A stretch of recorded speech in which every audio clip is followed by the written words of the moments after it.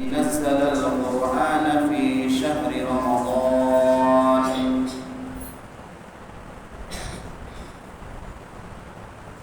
وأنزل إلى رسوله لهداية الإنسان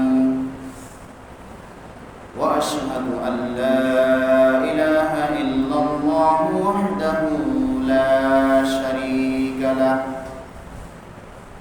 وأشهد أن سيدنا ومولانا محمد صلى الله تعالى عليه وعلى آله وأصحابه وبارك وسلم.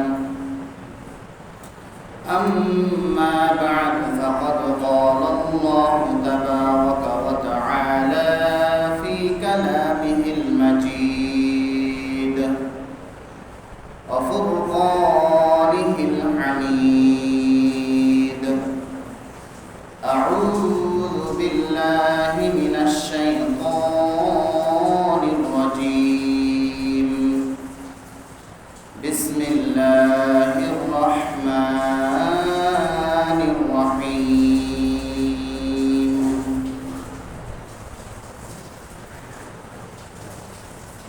أياما معدودات فمن كان منكم مريضا أو على سفر فعدة من أيام أخر.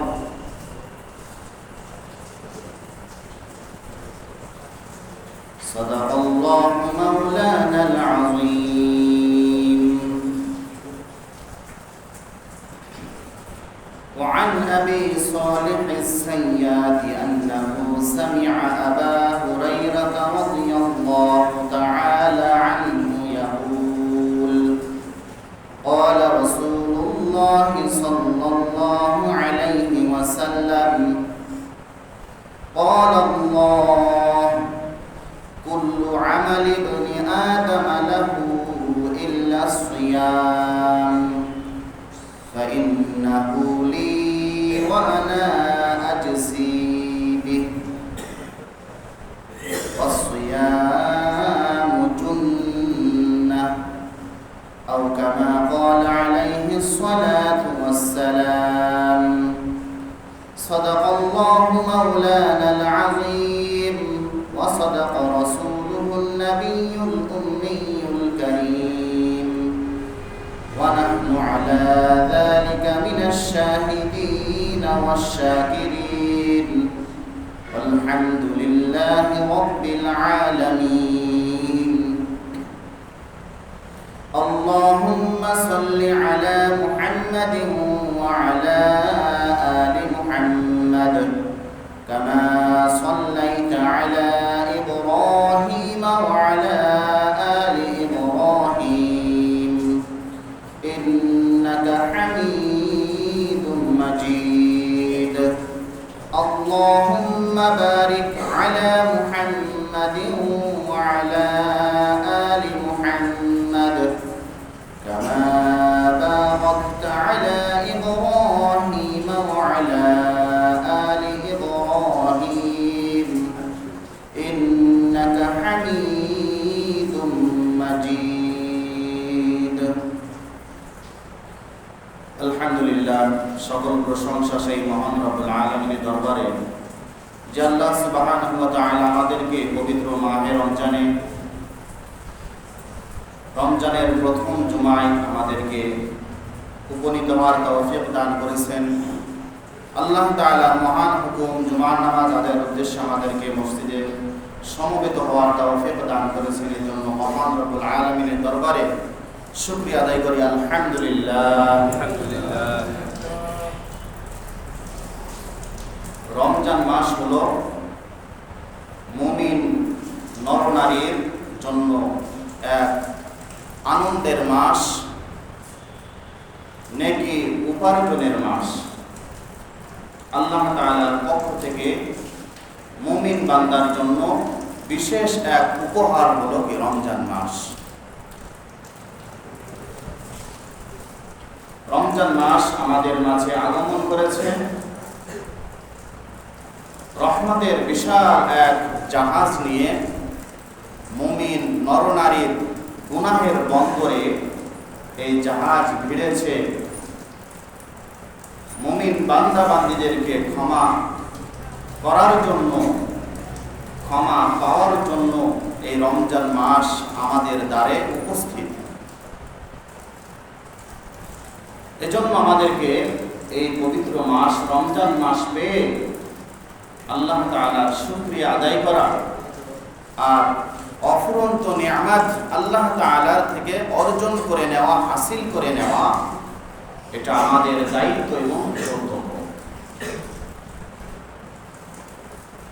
এজন্য নবী করিম সাল্লাল্লাহু আলাইহি ওয়াসাল্লাম হাদিসের মধ্যে ইরশাদ করেছেন, যে ব্যক্তি রমজান মাসের কল্যাণ থেকে বঞ্চিত থাকলো, মাহরুম থাকলো, সে যেন সমস্ত কল্যাণ থেকে বঞ্চিত হয়ে গেল। এজন্য আমরা যেন রমজানের এই কল্যাণ থেকে, রমজানের রহমত, মাগফিরাত, নাজাত থেকে যেন আমরা বঞ্চিত না হই, এজন্য আমাদেরকে বেশি বেশি নেক আমলের প্রতি যত্নবান হতে হবে। গুনাহের কাজ সম্পূর্ণভাবে পরিত্যাগ করতে হবে। নবী করিম সাল্লাল্লাহু আলাইহি ওয়াসাল্লাম হাদিসের মধ্যে ইরশাদ করেছেন যে পবিত্র রমজান মাসে তোমরা চারটি কাজ তোমাদের উপর করা কর্তব্য। বিশেষ করে চারটি কাজ তোমাদের জন্য অবশ্য কর্তব্য।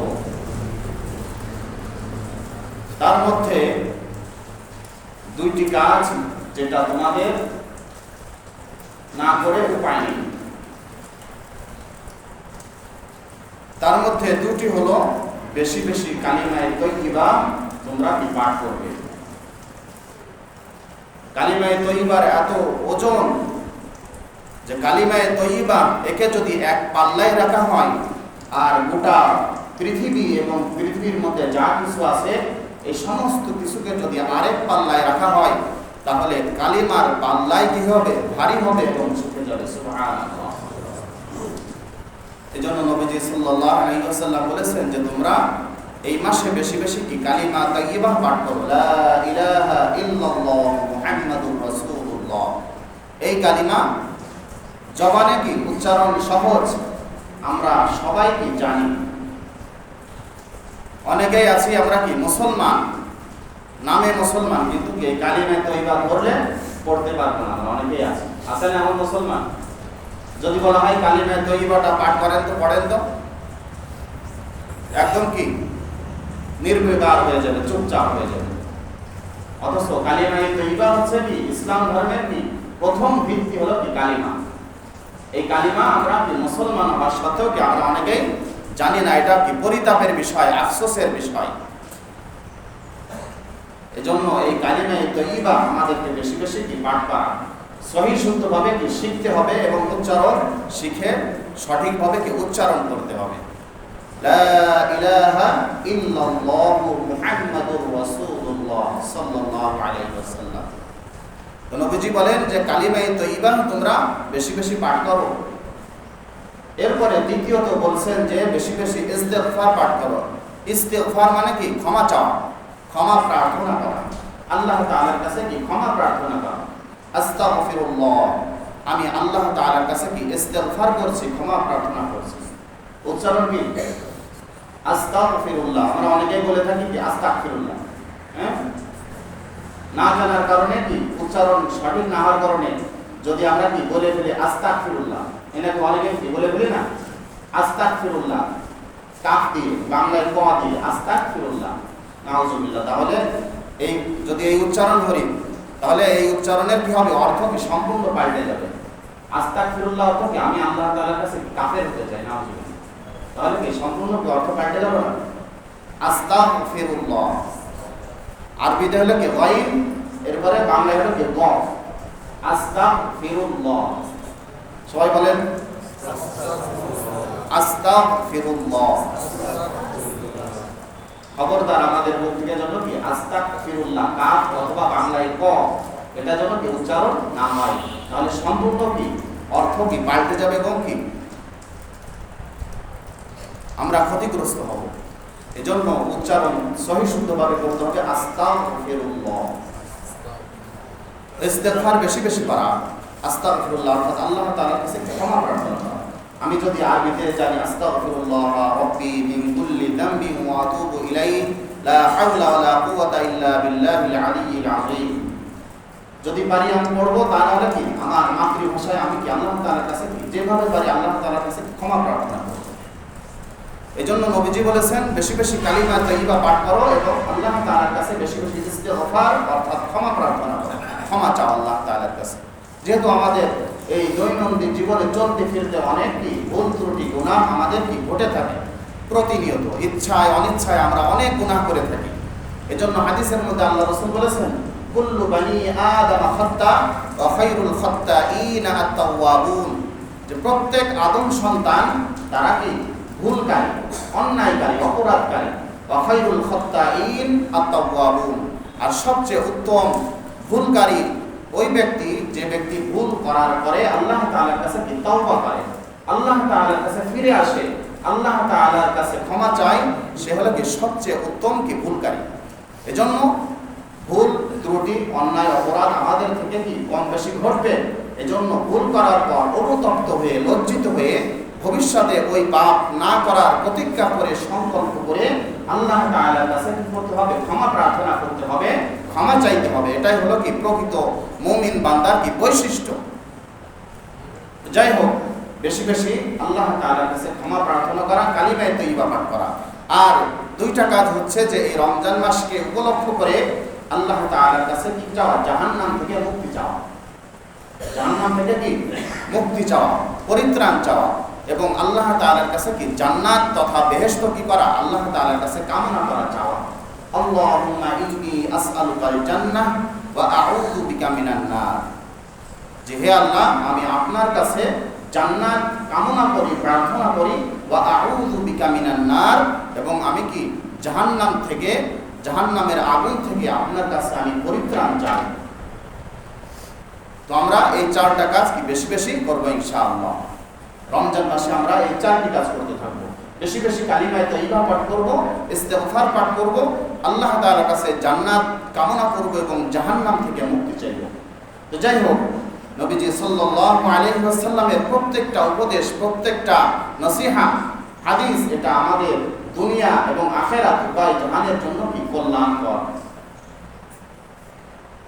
তো রমজানের আজ প্রথম জুমআ, আল্লাহ রাব্বুল আলামিন এই এক মাস সিয়াম সাধনা করা আমাদের উপর কি করেছেন, ফরজ করেছেন। আল্লাহ তাআলা বলেন আইয়ামাম মা'দুদাত, অর্থাৎ নির্ধারিত কয়েকটি দিন, অর্থাৎ নির্ধারিত কয়েকটি দিন বলতে কি এক মাস। ফামান কানা মিনকুম মারিদান আও আলা সাফার ফাইদ্দাতুম মিন আইয়ামিন উখর। আল্লাহ রাব্বুল আলামিন রমজানের রোজা ফরজ করেছেন মুসলিম, বালেগ, আকিল, জ্ঞান সম্পন্ন মুসলমান হওয়া এবং বিবেকবান হওয়া সুস্থ মানুষের উপর আল্লাহ তাআলা কি করেছেন, রমজান শরীফের রোজা ফরজ করেছেন প্রত্যেকটি নর নারীর উপর।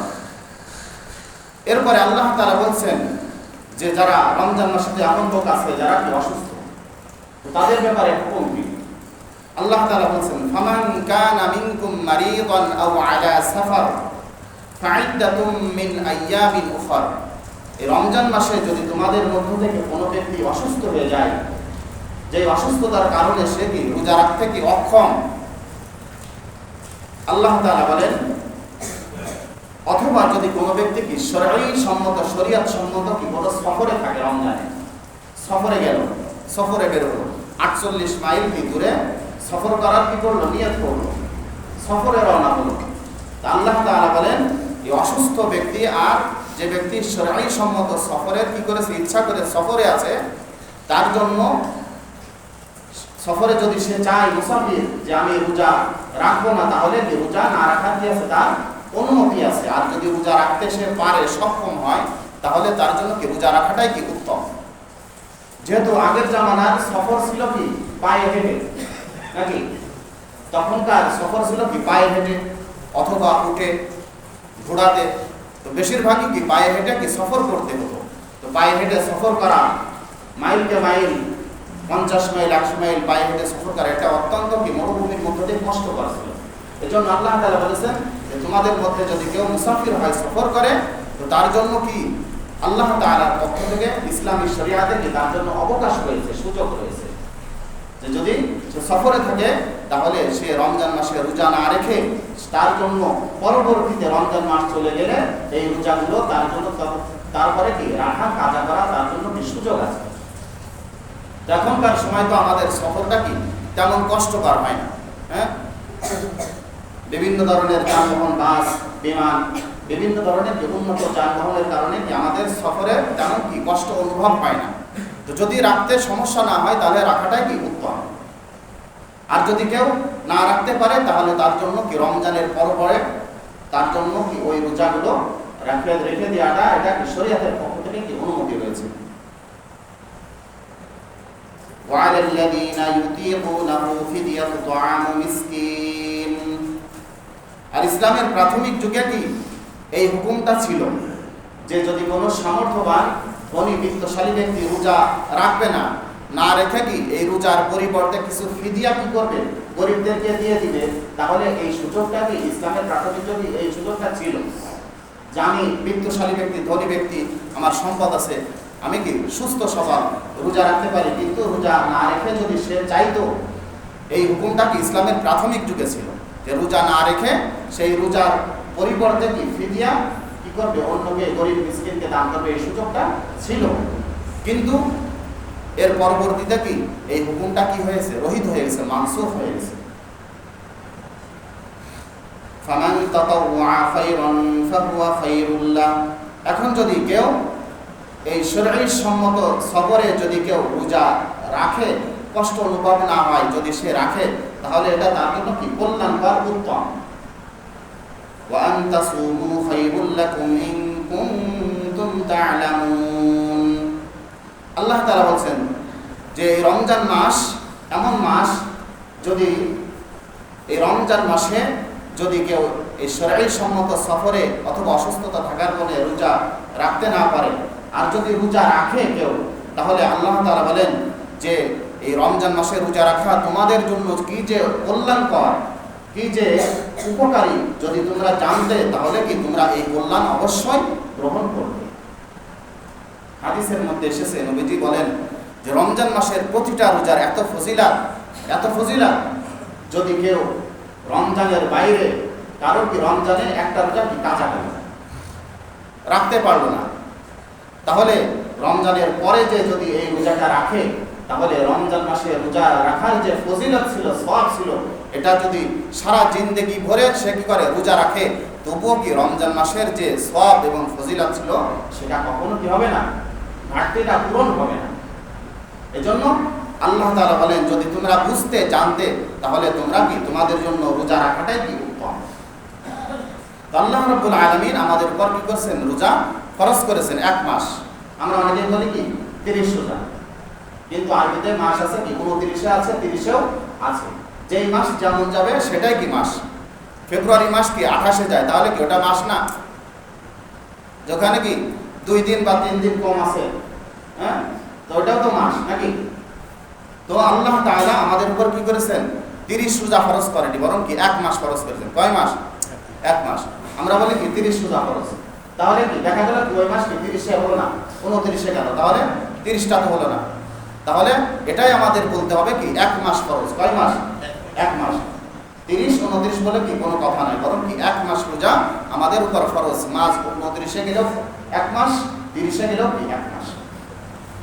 আল্লাহ রাব্বুল আলামিন বলেন শাহরু রমাদান আল্লাযী উনজিলা ফীহিল কুরআন।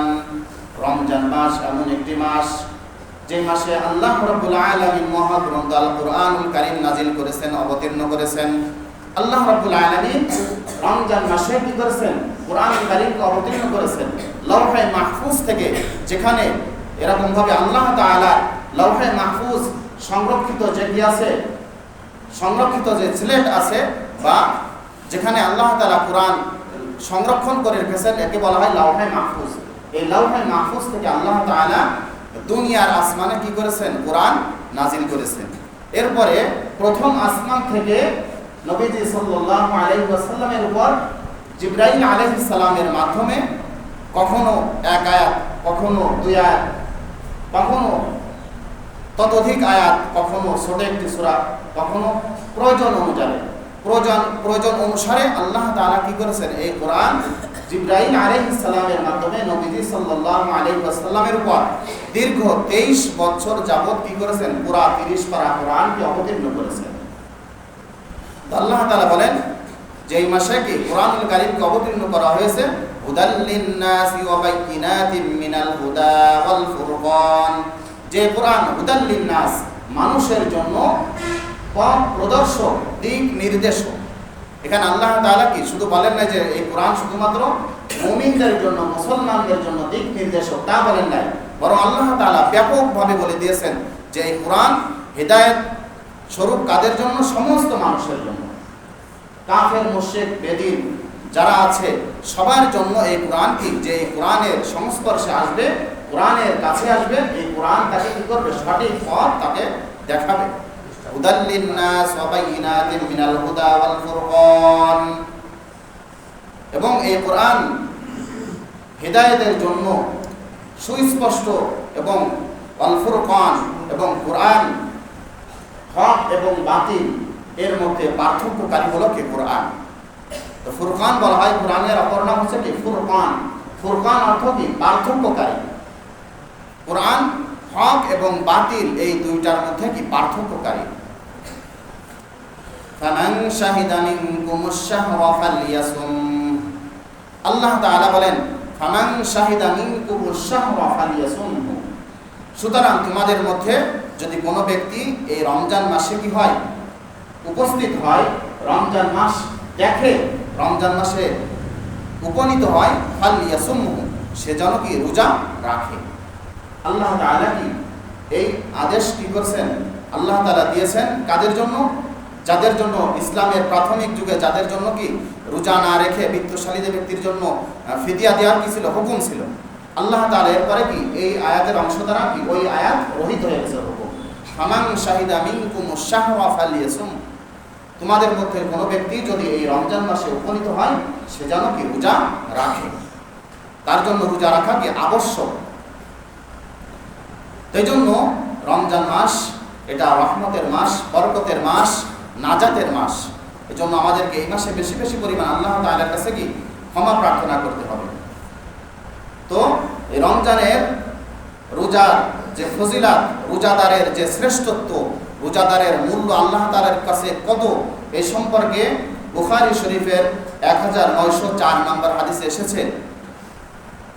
আন আবি সালেহ আস-সাইয়াদ, হযরত আবু সালেহ সাইয়াদ থেকে বর্ণিত, আন্নাহু সামিআ আবা হুরায়রা রাদিয়াল্লাহু তাআলা আনহু قال, হযরত আবু হুরায়রা রাদিয়াল্লাহু তাআলা আনহু থেকে তিনি বর্ণনা করেছেন, ইয়াকুল قال রাসূলুল্লাহ সাল্লাল্লাহু আলাইহি ওয়াসাল্লাম, হযরত আবু হুরায়রা তিনি বলেন যে রাসূলুল্লাহ সাল্লাল্লাহু আলাইহি ওয়াসাল্লাম ইরশাদ করেছেন, قال আল্লাহ, রাসূল বলেন যে আল্লাহ তাআলা বলেছেন।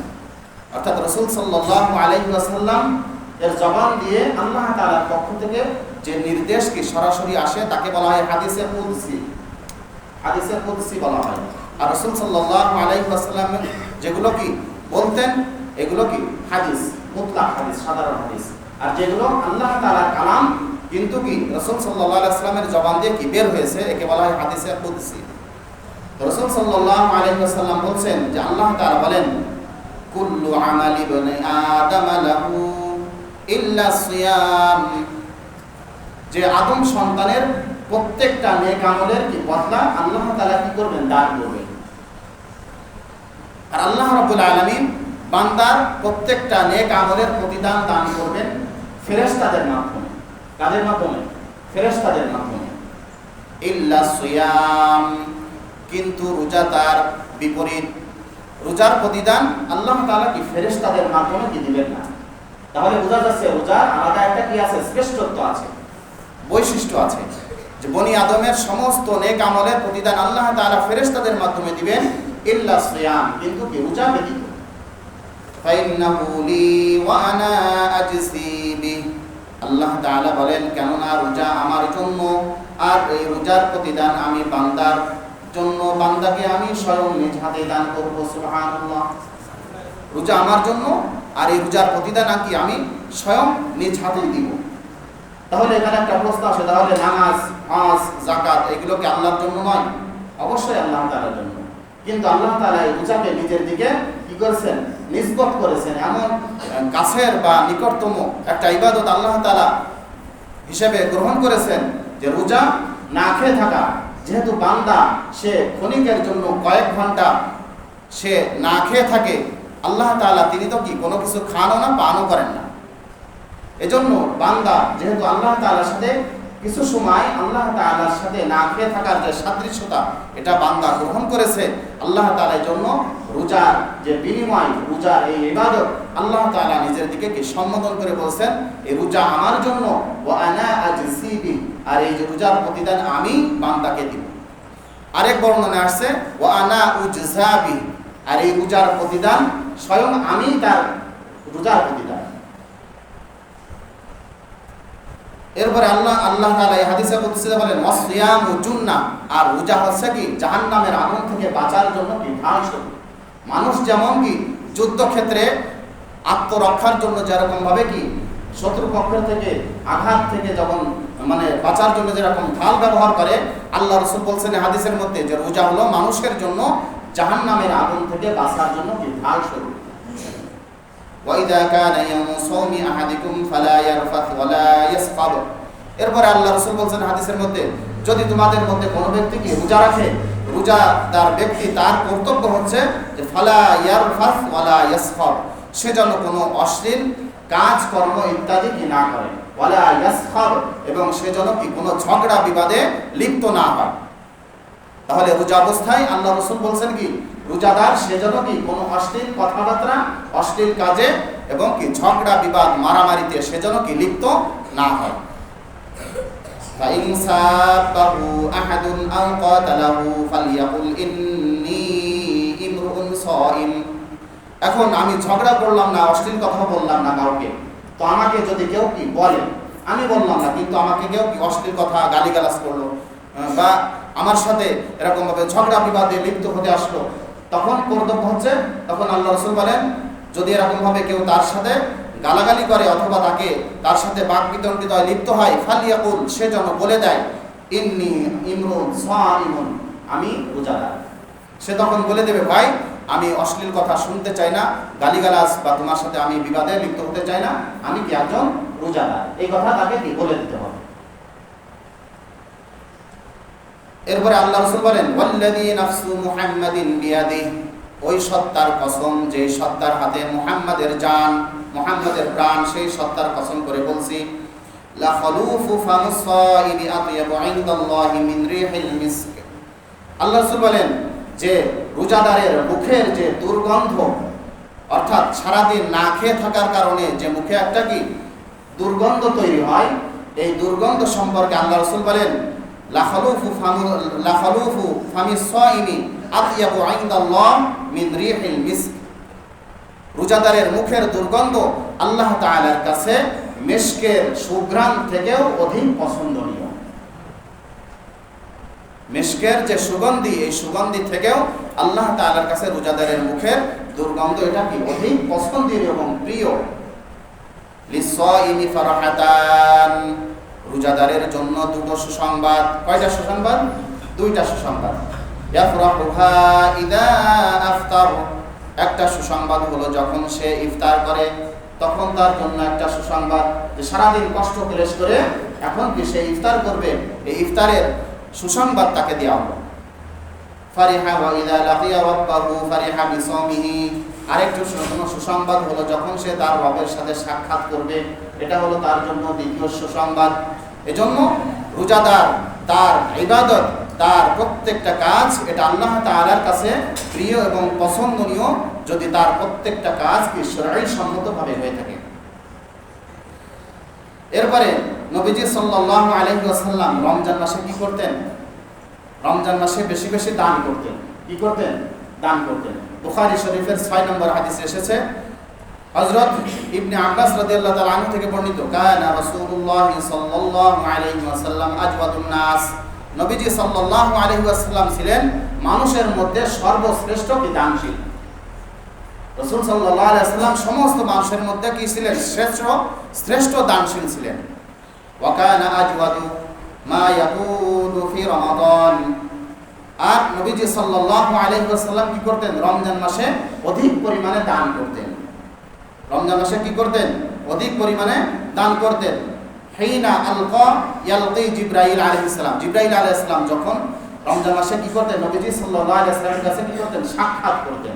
নবীজি হযরত জিবরাইল আলাইহিস সালামের সাথে রমজান মাসে কি করতেন? কোরআন তাওয়ার করতেন, একে অপরকে কি শোনাশুনি করতেন। এরপরে নবীজি সাল্লাল্লাহু আলাইহি ওয়াসাল্লাম বলেন, ফালা রাসূলুল্লাহ সাল্লাল্লাহু আলাইহি ওয়াসাল্লাম বিল খাইরি ওয়া মিন রিহিল মুরসালা, নবীজি সাল্লাল্লাহু আলাইহি ওয়াসাল্লাম তিনি এরকম ভাবে কি রহমতের বাতাস থেকে অধিক পরিমাণ তিনি কি কল্যাণের দিক দিয়ে তিনি কি ছিলেন? দানশীল ছিলেন।